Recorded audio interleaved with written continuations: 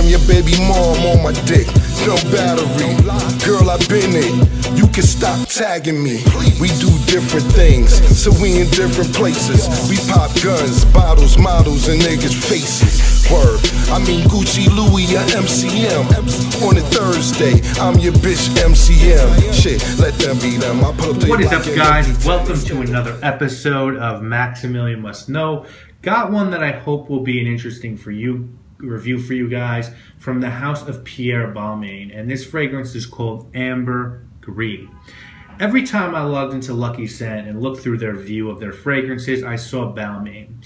And I looked at this fragrance and I wondered about it. So when I saw it on Amazon just browsing for $40, I decided to grab a bottle, and worst case scenario, I thought it would make for a good video. So before we talk about Amber Gris, let's talk about the house of Balmain. Pierre Balmain was a French designer born in 1914 to a family in the fashion and design industry. His father ran a drapery business, and his mother and sister worked in high-end boutiques. Pierre abandoned a career in architecture to work in the world of fashion. He worked for a house called Long Yawn in the 1930s, and then in the 1940s worked for Lucien Lelong. And that's sort of where he cut his teeth. And by the end of World War II, he felt ready to open his own house. And he really was about designing for the post-war woman. He highlighted bell skirts and nipped waists, and celebrities and the wealthy of the era really gravitated to Balmain design. He came out with a ready-to-wear line for American boutiques, and he was very popular with Broadway and Hollywood costume design clients, as he was nominated for a Tony Award and won a Drama Desk Award. Unfortunately, he did die in 1982, and a woman named Erica Mortensen took over until 1993, when Oscar de la Renta, who recently passed, also took over. He took over as creative director, and Olivier Roystin became creative director in 2011. And I'll be honest with you guys, Balmain to me has made a comeback in a big way. You know, you can now find their clothing in a variety of high-end department stores, and they've done a really good job with their menswear and their denim collection. Now, as far as fragrances go, Balmain wanted to make them from the jump, and they've been part of the lineup since the 1940s. Their first scent came out in 1945, and their second, called Vent Vert, is still for sale today. Revlon purchased the license for Balmain in 1960, and now Balmain makes sense in conjunction with a company called Empire of Scents and Inter Perfumes. You guys know Inter also does Gap. They do Dunhill, they do Lanvin, they do Mont Blanc, they do Paul Smith, they do Van Cleef and Arpels.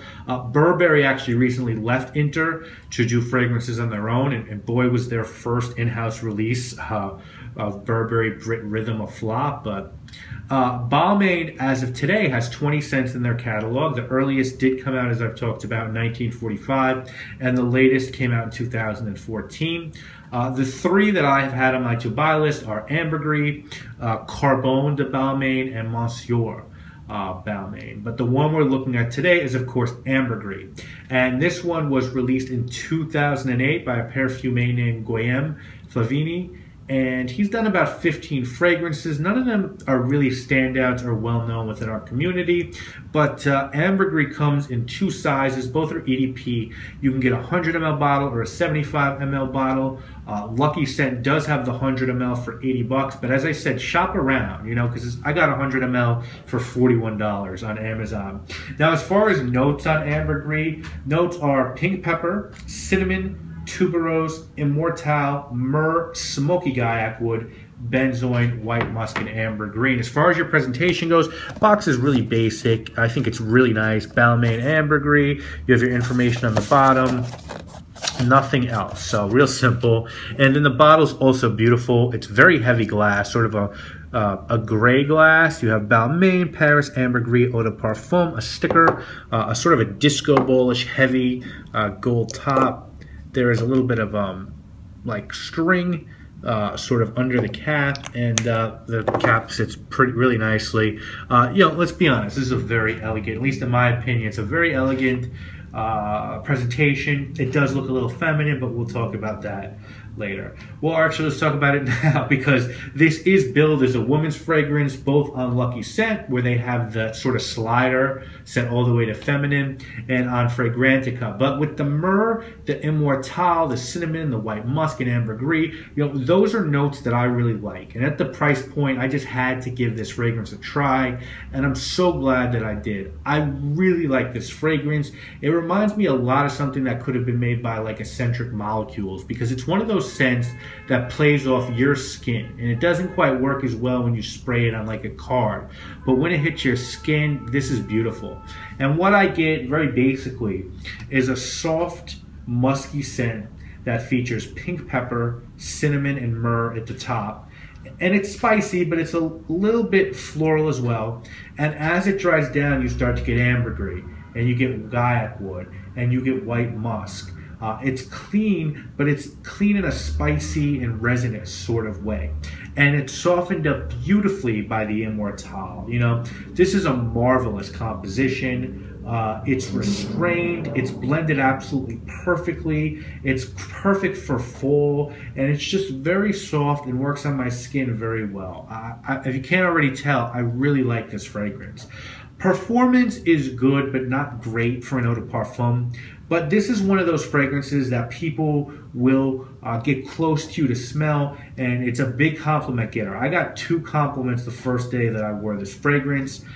It lasts longer than it projects, but it will give you a nice little scent trail and sillage bubble for about 6 to 8 hours.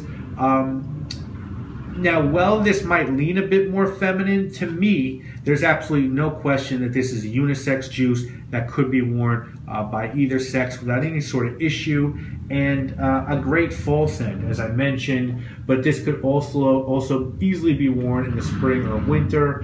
As far as occasion, to me, this is a very casual scent that would do great on weekends or on a date.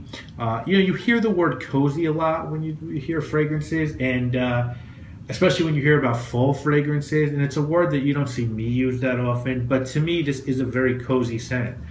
It's the perfect scent to like throw on some Air Maxes and some nice chinos and a wool or cashmere sweater, and you know, go look at fall foliage or go apple picking. It's just sort of that fragrance, perfect for that scenario. At $40 to me, this is a 9 out of 10. What I love about it is just how perfect and creamy the white musk is with the benzoin, the myrrh, and the cinnamon and guaiac. It's just beautiful. That's the perfect way to put it. I've never come across a fragrance that smelled like this one, and I'm happy to have it in my collection. I'd say the only criticism I could level at this is the performance, but at $40, it's kind of tough to do that. You know, the composition is unique, it's of high quality, the presentation is well done, and to my nose, Balmain just nailed this scent. This is a sleeper, and I recommend everyone check it out. Now, alternatives, if you didn't want to buy this, don't know of anything that smells like this, but maybe something by Eccentric Molecules or a fragrance by CB Perfumes that I reviewed called Where We Are, There Is No Here. You know, those are kind of close. If someone was trying to sell you this fragrance, they'd say this is a great quality scent for 40 bucks, and it's also an EDP. You know, Balmain is not talked much about in Fragcom, so not many people will probably have this scent. But if someone was trying to dissuade you from getting this, they'd probably say it's not really a notice me scent. It leans a tad feminine. It's rather soft and probably isn't going to stand out among night out scents. So those would probably be the negatives. But as you guys saw, I think this is a really good fragrance. I implore you to check it out. My name is Maximilian. Hold up. We them boys hit the dealership with 200K. Leave with a toy, nigga. Fuck your girl one time. Let the block have her. Ran out of ones in the strip club through my watch at her.